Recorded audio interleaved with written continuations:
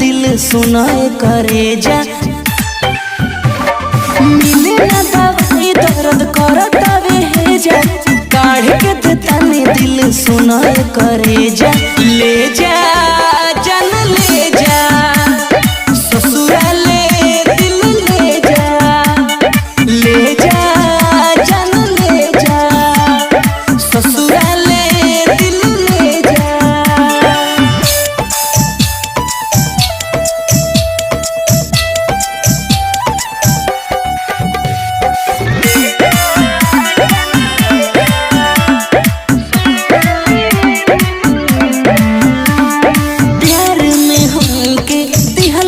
ए जान तू ता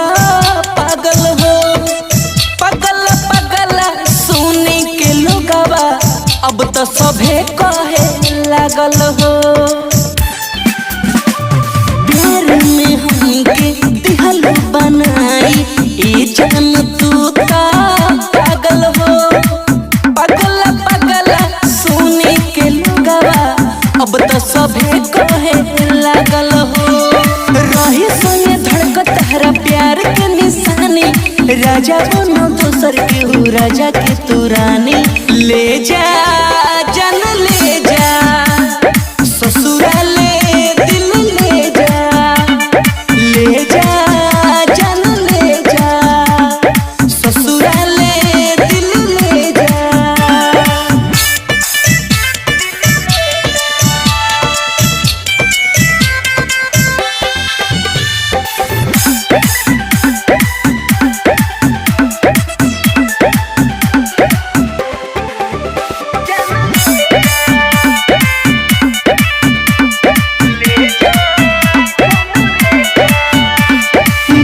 के संगे करे जा टूटतवे आज नाता हो सलोना सिकंदर बड़ी समझैले हे जान आज बुझाता हो बोली बिहारी के संगे करे जा टूटतवे आज नाता हो गिज कमल से बड़ी समझैले हे जान आज बुझाता हो जाके खुश रह प्यार पिया के पाके उठी मोर जाना जा देखी हो ना तू आके ले जा जन ले जा